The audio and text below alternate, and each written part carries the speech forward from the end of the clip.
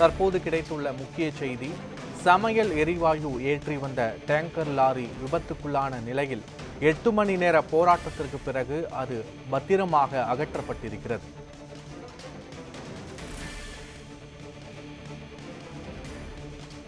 ரசாயனம் கொண்டு சென்ற டேங்கர் லாரியிலிருந்து துளைகள் அடைக்கப்பட்டு டேங்கர் லாரி பத்திரமாக தற்போது அகற்றப்பட்டிருக்கிறது.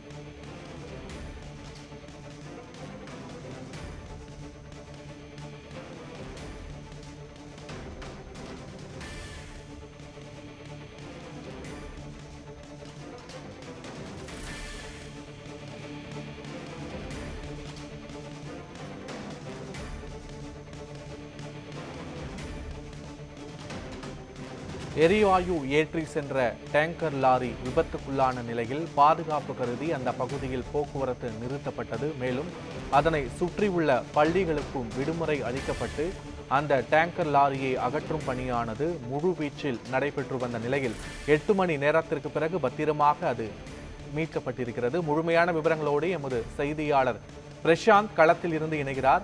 பிரசாந்த், அந்த டேங்கர் லாரி அகற்றப்பட்டிருக்கிறது. தற்போது அங்குள்ள கள நிலவரங்கள் என்ன?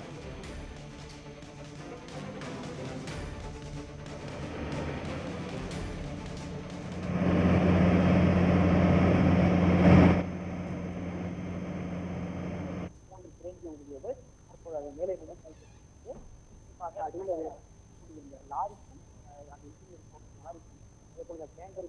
அந்த லாரிக்கும் அந்த இன்ஜினில் இருக்கிற அந்த லாரிக்கும் அதே போல் அந்த டேங்கருக்கும் இடையே இருக்கக்கூடிய அந்த இழுத்து செல்லக்கூடிய அந்த கிரிப் என்பது பிளேட் என்பது கட்டாயிருப்பதனால இங்கே அருகில் இருக்கக்கூடிய லாரிப்பேட்டையில் எடுத்துகிட்டு போய் அதை சரி செய்வதற்கான பணிகள் தற்போது நடைபெற்ற பிறகு இங்கே அடுத்த மற்றொரு வாகனம் என்பது லாரி என்பது கொண்டு வரப்பட்டிருக்கிறது. அதையோடு இணைக்கி இங்கே அருகில் இருக்கக்கூடிய இந்த பாரத டேங்கருடைய அந்த கம்பெனிக்கு இந்த லாரி எடுத்து போவதற்கான அந்த டேங்கரில் எடுத்துவதற்கான பணி என்பது தற்போது நடைபெற்றிருக்கிறது. நம்ம காலையில் நேரில் செஞ்சிருப்போம். கிட்டத்தட்ட இந்த லாரி இப்படியே கீழே கவிழ்ந்து விழும் பொழுது இங்கே இருக்கக்கூடிய இந்த வால்வில் தான் அந்த கேஸ் என்பது லீக் ஆச்சு. உடனடியே மாற்று வால்வு கொண்டு வந்து அந்த கேஸை நிறுத்திட்டாங்க. எந்த அளவிற்கு சேதாரம் என்பது இருந்திருக்கு என்பதை பார்க்கலாம். அந்த டேங்க் கிட்டத்தட்ட 18 மெட்ரிக் டன் கொண்ட அந்த டேங்கர் என்பது கீழே சாய்ந்த அடிப்படையில் எந்த அளவுக்கு அந்த டேங்க் என்பது சேதமடைந்திருக்கு என்பதால் பார்க்க முடிகிறது. தற்போது இந்த நிறுத்தி வைக்கப்பட்ட 3 கிரண் உதவியோடு நிறுத்தி வைக்கப்பட்டது. தற்போது மாநகர காவல் ஆணையர் தற்போது நேரடியாக வந்து இந்த பகுதியில் முகாமிட்டு அடுத்த கட்டமாக என்ன பண்ண போகிறீங்க அப்படின்னு சொல்லி இருக்கக்கூடிய இந்த கேஸ் நிறுவனத்தில் உதவியாளர்கிட்ட நேரடியாக போய் பேசிட்டு இருக்கக்கூடிய காட்சி நம்மால் பார்க்க முடிகிறது. குறிப்பாக கிட்டத்தட்ட அதிகாலை 2 மணியில் நடைபெற்ற இந்த விபத்து என்பது மிகப்பெரிய பெரிய அசம்பாவிதம் நடக்காமல் முன்னெச்சரிக்கை நடவடிக்கை எடுத்த பின்பு மிக துரித கதியில் மாநகர காவல் ஆணையர் அதே போல் மாவட்ட நிர்வாகங்களை இணைஞ்சு கிட்டத்தட்ட 5க்கும் மேற்பட்ட துறை சார்ந்த அதிகாரிகள் நேரடியாக களத்தில் வந்து எந்த ஒரு பாதிப்பும் இல்லாமல் தற்போது இந்த விஷயத்தை இந்த டேங்கர் லாரியை நிறுத்தி வைத்திருக்கிறாங்க. தற்போது மாநகர காவல் ஆணையர் தற்போது இந்த இடத்துல இருக்கிறார். நேரடியாக ஆய்வு செஞ்சுட்டு இருக்கிறார். அவர்கிட்ட கேட்கலாம். சார் வணக்கம் சார். சார் இப்போ அடுத்த கட்டம் என்ன சார் பண்ண போகிறோம் சார்?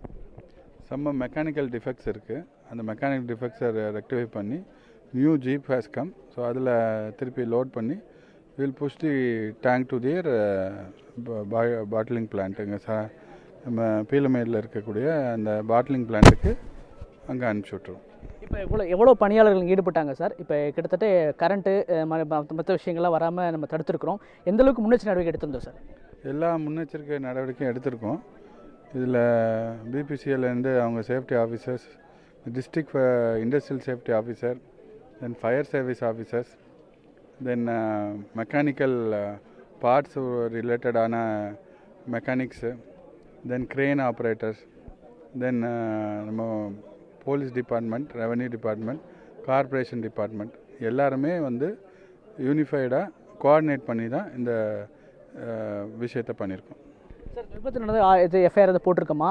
அடுத்த நெக்ஸ்ட்டு இந்த போக்குவரத்து எப்போ சரி செய்ய போகிறோம் சார்? ஒன்ஸ் இது ரிமூவ் பண்ணோன்னே இந்த இடத்த ஆய்வு பண்ணிவிட்டு வேறு எங்கேயும் இஷ்யூஸ் இல்லாதப்போ போக்குவரத்து உடனே வந்து ரிஸ்டோர் பண்ணிடுவோம்.